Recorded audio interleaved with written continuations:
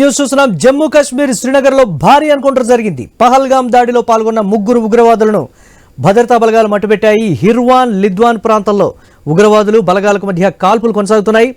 భద్రతా బలగాలు చేపట్టిన ఆపరేషన్ మహాదేవ్ లో 3 ఉగ్రవాదులను ఎన్కౌంటర్ చేశారు. ఆపరేషన్ మహాదేవ్ లో ఆర్మీ, సిఆర్పీఎఫ్, జమ్మూ కాశ్మీర్ కు సంబంధించినటువంటి పోలీసులు పాల్గొన్నట్లుగా కూడా ఈ నేపథ్యంలో బ్రేక్ న్యూస్ ద్వారా చూస్తున్నాం.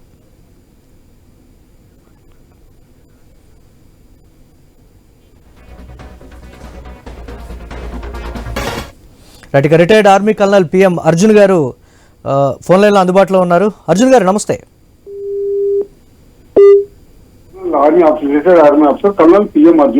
ఎస్ అర్జున్ గారు, ఏంటి ఇప్పుడు చోటు చేసుకున్నటువంటి ఘటనని ఏ విధంగా చూడాలి? దాదాపుగా 4 నెలల తర్వాత వారిని హతం చేసినటువంటి ప్రస్తుత పరిస్థితి, ఆపరేషన్ మహాదేవ్లో భాగంగా అసలు అక్కడ పరిస్థితులు ఏ విధంగా ఉంటాయి? ఎందుకు వాళ్ళని ట్రేస్ చేసి పట్టుకొని చంపడానికి ఒక 4 నెలల సమయం పట్టిందనేటువంటి ఒక చర్చ కూడా మొదలైనటువంటి పరిస్థితి ఉంది. ఎలా చూడాలంటారు దీన్ని?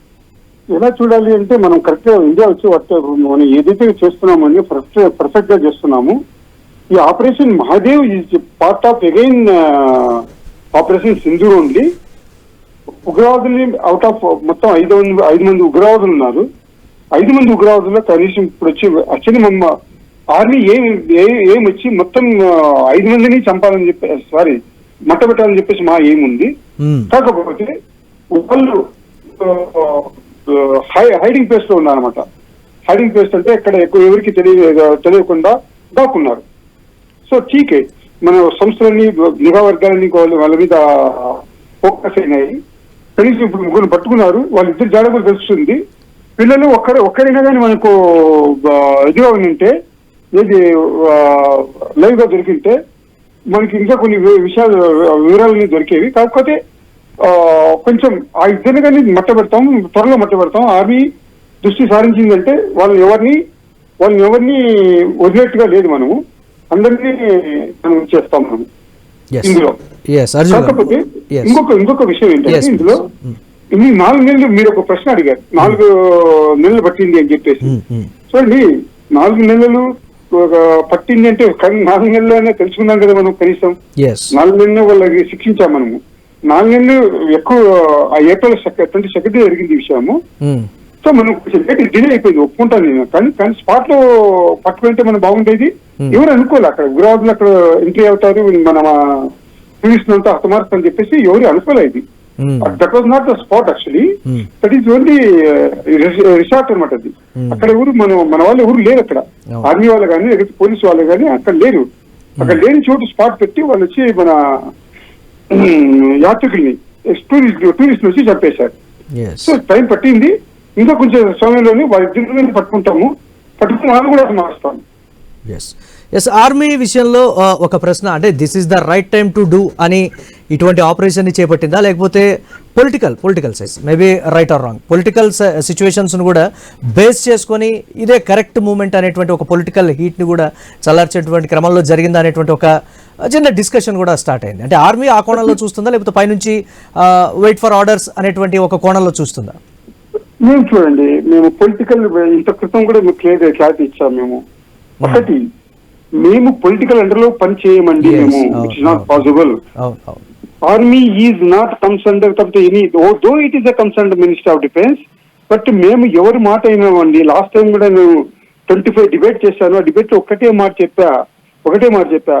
ఫర్ ఎగ్జాంపుల్, సరిహద్దుల్లో మేము కాల్పులు నిర్వహిస్తాము. కాల్పులు వచ్చి కాకపోతే సర్వసాధారణం మాకు ఎవరు ఆర్డర్ ఇస్తారండి? ప్రైమ్ మినిస్టర్ ఇవ్వడు, ప్రెసిడెంట్ ఆఫ్ ఇండియా ఇవ్వడు, లేకపోతే కొంత డిఫెన్స్ మినిస్టర్ ఇవ్వడండి. అక్కడ మా కమాండర్లు ఉంటారు. మా కమాండర్లు ఆర్డర్స్ తోటి మేము వచ్చి ఇది చేసుకుంటాము. ఇప్పుడు కానీ ఇదే వర్తిస్తుంది. మేము ఎవరి మాట పొలిటికల్ అంటే సో మేము చాలా దూరంగా ఉంటామండి పొలిటికల్. ఈ పహల్గామ్ దాడి జరిగిన తర్వాత ఆర్మీలో ఒక ఫైర్, అంటే ఎప్పుడూ లేనటువంటి ఒక ఫైర్ అయితే చెలరేగినటువంటి పరిస్థితి ఉంది. పేర్లని తెలుసుకుని వాళ్ళ రిలీజ్ని ఏంటి అని తెలుసుకుని మరీ చంపినటువంటి ప్రస్తుత పరిస్థితుల్లో ఆర్మీ కూడా చాలా ఫైర్ అయినటువంటి సిచ్యువేషన్, ఎంతో అగ్రెసివ్గా వెళ్ళినటువంటి పరిస్థితి కూడా ఉంది.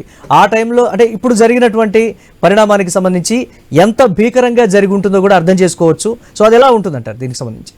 ఎలా ఉంటుందంటే, ఇక్కడ 3 నిఘా వర్గాలు ఉంటాయండి. ఇక్కడ ఆర్మీ అంటే ఎలాగంటే, మాకు ఒక 2 నిఘా వర్గాలు, ఒకటి రా, సెకండ్ ఈజ్ ఐబీ. ఈ 2 నిఘా వర్గాల నుంచి మాకు వచ్చి అఫ్ కోర్స్ మా ఇంటెలిజెన్స్ మాకు సెపరేట్ ఉంటుంది. మేము అట్ టైమ్స్ అంటే కొన్ని సందర్భాల్లో మేము ఎవరి మాట వినాము. ఓకే, ఐబీ కానీ కాకపోతే రా మాటలు కానీ మేము వినాము. మా నిఘా వర్గాలు సపరేట్ ఉంటాయి. ఆర్మీ స్పై అని చెప్పేసి మాకు సపరేట్ ఉంటుంది. సో ఇక్కడ ఏం జరిగింది అంటే మీ ఎక్కడైతే స్పాట్ లో ఇన్సిడెంట్ జరిగిందో అక్కడ పాల్గాంలో అక్కడ మేము లేవు అక్కడ. ఓకే, ఈవెన్ లాస్ట్ ఇప్పుడే మెన్షన్ చేశారు 2 minutes బిఫోర్ అక్కడ పోలీసు వాళ్ళు కానీ లేరు. సో దాన్ని అన్వేషణ చేయాలంటే దాని నుంచి ఎగ్జామిన్ చేయాలి, దాని నుంచి కలిపి ఎంక్వైరీ చేయాలంటే కేవలం ఐబీ వాళ్ళు చేస్తారండి. ఐబీ లేకపోతే లోకల్ ఇంటెలిజెన్స్ సెక్యూరిటీ వాళ్ళు చేసి ఇన్ఫర్మేషన్ మాకు ఇవ్వాలి. ఇంకా మీన్ టైం మేమేం చేశామంటే మేము కోఆర్డినేట్ సెర్చ్ స్టార్ట్ చేశాం. కాంబింగ్ సెర్చ్ ప్రతి గ్రామానికి అంటే మాకు గుప్తంగా మేము ఏదో దానికోసం అని కాదు వేరే దీనికోసం అని చెప్తూ కలిపితే ఒక మామూలుగా జరుగుతుంటుంది. జేఎన్కేలో ఇది సర్వసాధారణం. మాకు కోంబింగ్ సెర్చింగ్ ప్లస్ వచ్చి కోఆర్డినింగ్ అవన్నీ సర్వసాధారణం అది. ఎందుకంటే మాకు ఇది వాట్స్ కాల్డ్ ప్రతి north east and north it is very prime areas మాకు. సో మేము చేస్తూనే ఉంటాము కానీ గుప్తంగా చేస్తుంటాం, చాలా సీక్రెట్ గా కాన్ఫిడెన్స్ గా చేస్తుంటాము. ఈ అన్వేషణలోని వీళ్ళు దొరికారు. ఓకే, ఈ అన్వేషణ దొరికితే మేము వచ్చి మాట్లాడబెట్టాం వాళ్ళని. మాకు సహకారం అయితే వీళ్ళు ఇవ్వాలండి. ఎందుకంటే మేము అక్కడ మా ఆర్మీ ఏరియాలో జరిగితే మేము దానికి రెస్పాన్సిబిలిటీ అండి. Please come to make it this point. ఎందుకంటే మనం పబ్లిక్ ప్రతి ఒక్క భారతీయుడు ఎంతో ఆవేశంతో ఈగర్ గా వెయిట్ చేసినటువంటి సిచ్యువేషన్ ఇప్పుడు వచ్చింది అంటే ఒక ఇంత ఆనందంగానే ఉన్నటువంటి పరిస్థితి ఉంది. బట్ ఇప్పుడు కూడా మేము తృప్తిగా లేము. ఇప్పుడు కానీ మేము సాటిస్ఫాక్షన్ గా లేము. ఆర్మీ వచ్చి మాకు ఆర్మీ రెస్పాన్సిబిలిటీ చెప్పింది అంటే సెంట్రల్ గవర్నమెంట్ కి ఒక రెస్పాన్సిబిలిటీ ఇచ్చిందంటే దాన్ని నెరవేర్చేంత వరకు మాకు నిద్ర పట్టదండి. ఇద్దరు మాకు 5 మంది ఇవాళ చనిపోతే చాలా బాగుండేది మాకు. ఓకే, కానీ అందులో 5 నుంచి 3 చనిపోయారు. ఇంకా 2 మట్టబెట్టేంత వరకు మాకు మీరు పొందే ఆనందం మాత్రమేండి. మేము 2 మట్టబెట్టిన తర్వాతే మన దేశానికి మన యాత్రికులు ఎవరైనా చంపారో మా టూరిస్టులు ఎవరైనా చంపారో వాళ్ళు పడుకుని పెట్టేంత వరకు మాకు నిద్ర ఉండదండి. ఎంతమంది టార్గెట్ లో ఉన్నారు అర్జున్ గారు? అంటే ఆపరేషన్ సింధూర్ ఇప్పటికీ కూడా కంప్లీట్ అవ్వలేదు, ఇంకా కొనసాగుతూనే ఉందని గవర్నమెంట్ కూడా అనౌన్స్ చేసినటువంటి సిచ్యువేషన్ ఉంది. ఎంతకాలం ఇది ఉండబోతుంది అంటే ఏం చెప్తారు? ఎంతకాలం అంటే చూడండి, మీ దృష్టిలో వాళ్ళు ఇద్దరే ఇంకా మిగిలిన ఇద్దరు కాదు. మా దృష్టిలో చాలా మంది ఉన్నారండి. ఎలాగంటే చెప్తానండి, ఒక చెట్టుకి ఎన్ని శాఖలు ఉంటాయి? ఒక చెట్టు అనేది ఉంటుంది, దానికి ఎన్ని కొమ్మలు ఉంటాయి? అవును. సో అలాగా ఒక్కొక్కరి సపోర్ట్ చేసిన వాళ్ళు చాలా మంది ఉన్నారు. అది మీకు చెప్పాము, పబ్లిక్ డెవలప్మెంట్ కూడా చెప్పాము మేము. ఓకే, దాన్ని సహకరించిన వాళ్ళు చాలా మంది ఉన్నారు. వాళ్ళని మట్టి పెట్టేంత వరకు ఆ లింక్ అంతా మొత్తం చెల్లా చెదరము అంత నాశనం చేసేంత వరకు మేము వదలం మేము. అంటే హిర్వాన్ లిద్వాన్ ఆ ప్రాంతం అనేది చాలా ఇన్డెప్త్ ఫారెస్ట్ కింద ఉంటుంది, బోర్డర్ లో కూడా చాలా క్రిటికల్ గా ఉంటుంది అనేటువంటి ఒక మాట. అక్కడ ఎలా ఉంటుంది అంటారు అసలు? కామన్ అండి, ఎవరి టైం కలిపితే 365 days అక్కడ చాలా మైనస్ ఉంటుంది అక్కడ.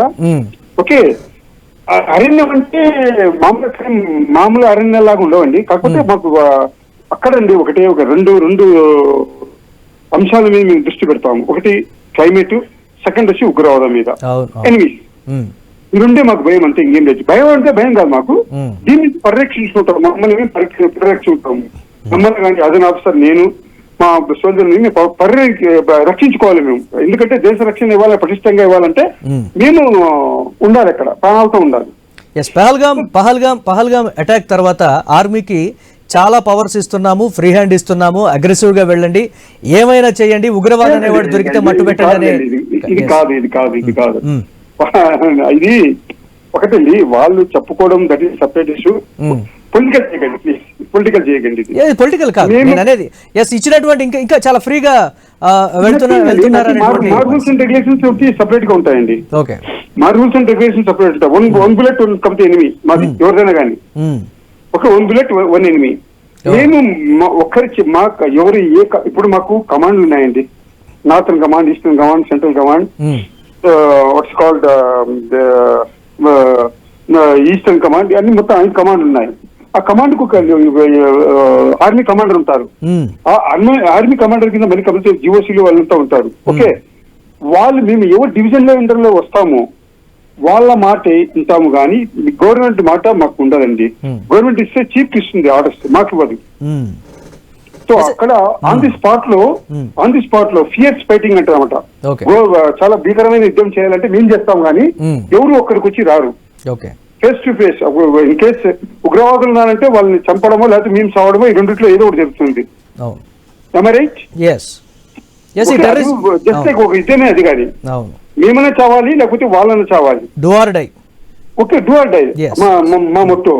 అలాంటప్పుడు ఎవరి దగ్గర పర్మిషన్ ఎందుకు తీసుకుంటామని చెప్పండి. మేము చావాలా లేకపోతే వాళ్ళని చంపాలా అని చెప్పేసి. అలాగే ఇప్పుడు మనము ఆ 3 ఉగ్రవాదుల్ని మట్టుబెట్టినటువంటి పరిస్థితి అంతర్జాతీయ సమాజంలో కూడా పహల్గామ్ ఉగ్రదాడికి సంబంధించి విస్తృతంగా మనం చెప్పినటువంటి పరిస్థితి. ఇప్పుడు పాకిస్తాన్ పాత్రకు సంబంధించి ఇంకా బలంగా చెప్పేటువంటి పరిస్థితి ఉంటుందంటారా? అంతర్జాతీయ సమాజం ఎలా చూస్తుందంటారు దీన్ని? అంతర్జాతీయ సమాజం ఆల్రెడీ చెప్పింది కదా, ఇది పాకిస్తాన్ నుంచి డిక్లేర్ ఉగ్రవాద దేశంగా డిక్లేర్ చేయాలని చెప్పేసి. ఇవన్నీ మళ్ళీ అగైన్ ఉగ్రవాద ప్రభావిత దేశంగా ప్రొజెక్ట్ చేసుకుంది. సో డిక్లేర్ చేయలేండి, చేయరు కానీ ఎందుకంటే ఇది అగైన్ రాజకీయం అండి. రాజకీయం ఇప్పటి నుంచి కాదు. 71 వార్ తర్వాత 71 తర్వాత ఎన్నో దాడులు మన మీద జరిగాయి, ఎంతో మంది చంపబడ్డారు.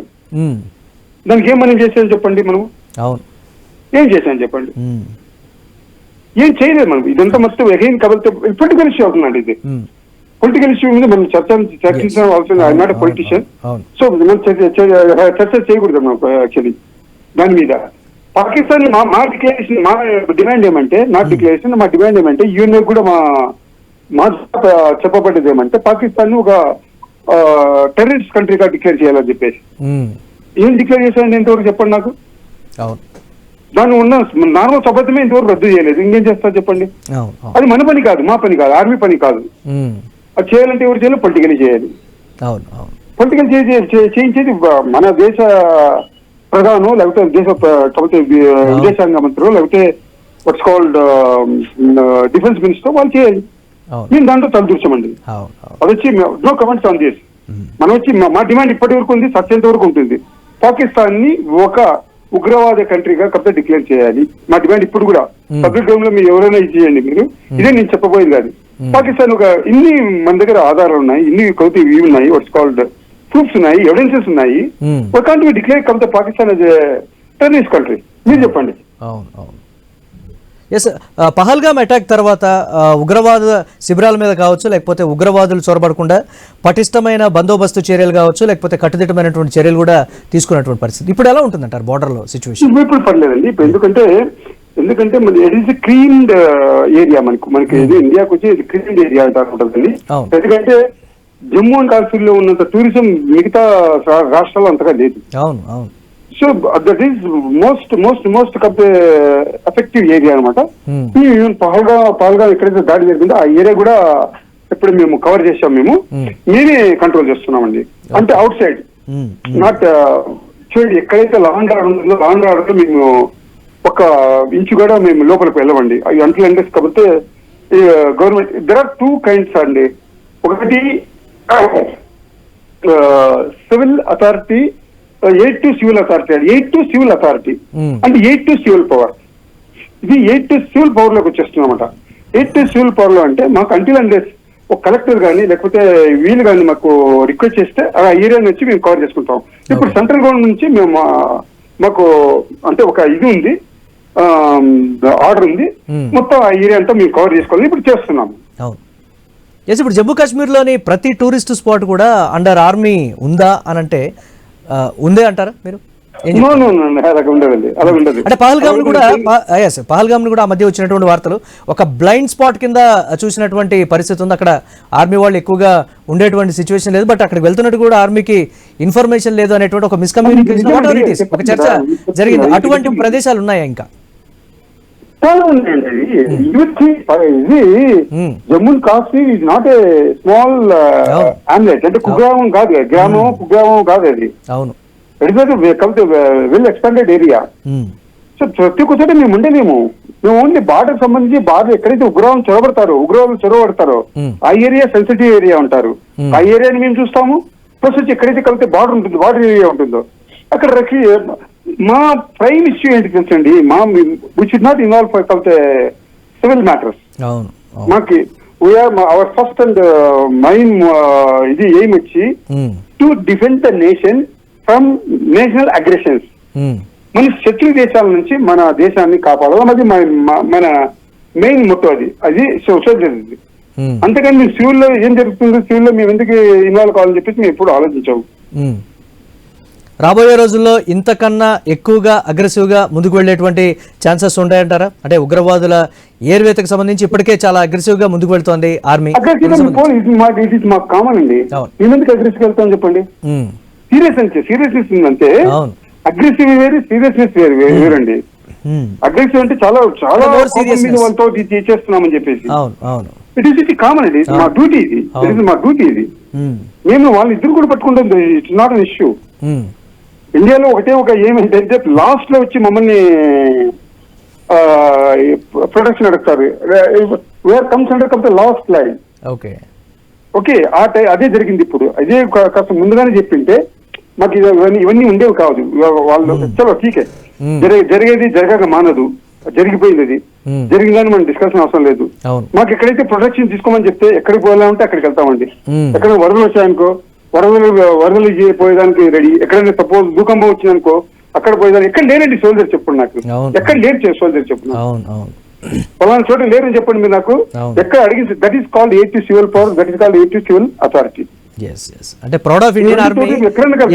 మీరు అన్నదాని ప్రకారం అయితే proud of Indian army, but చాలా గర్వంగా ఉంటుంది ఆర్మీ గురించి ఒక్కోసారి మాట్లాడుకున్నప్పుడు ఇలాంటి సంఘటనల్ని ఏరివేస్తున్నప్పుడు. సో ఇలాంటి సోల్జర్స్ వచ్చి దుఃఖభావం అంటే సోల్జర్స్ ని గుర్తించేది ఎప్పుడంటే ఏదైనా విపత్కాల పరిస్థితుల్లోనే గుర్తిస్తారండి.